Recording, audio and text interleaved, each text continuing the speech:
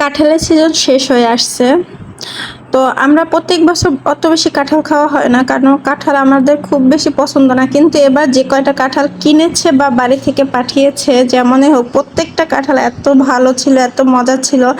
তো এই লোকটার কাছ থেকে এর আগেও 2টা কাঁঠাল আনছে আমার বর, কিন্তু কাঁঠাল 2টা অনেক ভালো হয়েছে। কালকে যখন তার পাশ থেকে আসতেছিল, গলির মধ্যে ঢুকতেছিল, তখন লোকটা বলতেছিল যে কাঁঠাল নিয়ে যান, টাকা দেওয়া লাগবে না, খেয়ে তারপরে টাকা দিয়েন, কাঁঠাল দেখবেন কত ভালো।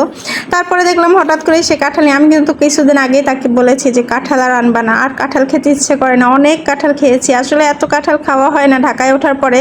কিন্তু এবছর কেমন জানি বাড়ি থেকেও আব্বু 2টা বড় বড় কাঁঠাল পাঠালো, তারপরে শ্বশুর বাড়ি থেকে নিয়ে আসলো। তারপর ওর বাবাও কখনো তেমন কাঁঠাল কিনে না, এবার কিনেছে কয়েকবারই। আসলে সে কাঁঠাল খুব পছন্দ করে, যেহেতু আমরা কেউ তেমন খাই না, সেই জন্য তার তেমন কেনা হয় না।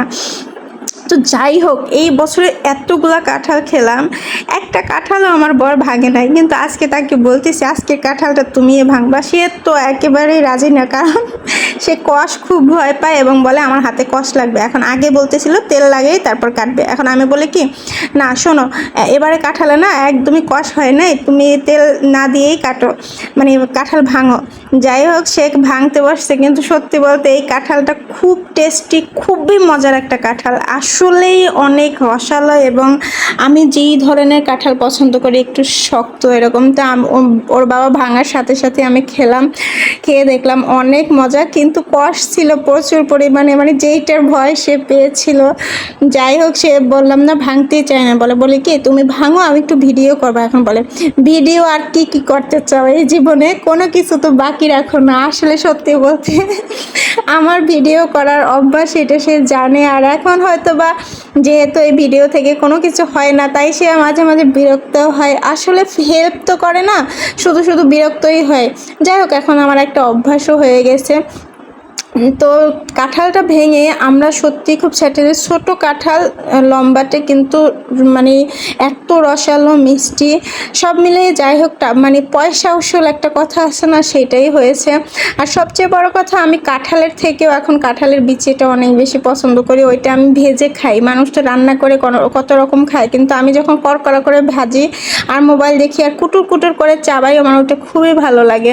আর আমার ছেলে কিন্তু খুবই পছন্দ কাঁঠাল, সে প্রত্যেকবার খায়। কিন্তু সকাল থেকে ওঠার পর থেকে তার কান্নাকাটি শুরু হয়েছে, সে চিপস খাবে, আমি চিপস খাবো, আমাকে চিপস দাও। কারণ রাত্রে কাঁঠালের সাথে 2টা চিপস আনছে, তখন তাদের ঘুম পড়াতে নিচ্ছিলাম, তাই খেতে দেয় না, বসে তুমি সকাল উঠলে খাবে। কিন্তু সে তো ভোলার মানুষ না, সে ঘুম থেকে উঠে কোনো নাস্তা না করেই চিপস খাওয়ার জন্য সে কি কান্না, আমাকে চিপস দাও।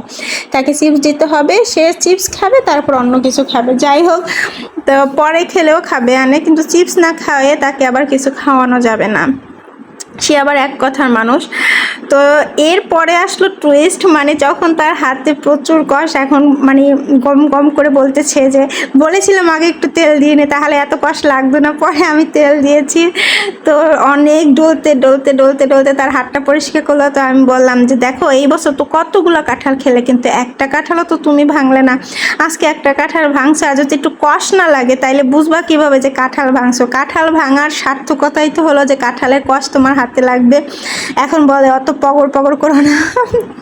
যাই হোক, জামাইকে মাঝে মাঝে একটু খেপাতে, রাগ করাতেও শান্তি লাগে, এটা একটা মনের শান্তি। সব সময় মানে বেশি শান্তি ভালো লাগে না, একটু টুকটাক ঝগড়াঝাটি হওয়াটাও মানে সংসারের একটা ছন্দ পতন, মানে ছন্দের চেঞ্জ বা এরকম কিছু একটা। যাই হোক, আমি অত ভালো বাংলা বলতে পারি না। তো যাই হোক, এটা ছিল আমাদের ছোট্ট একটা কাঁঠালের গল্প। ভালো থাকবেন সবাই।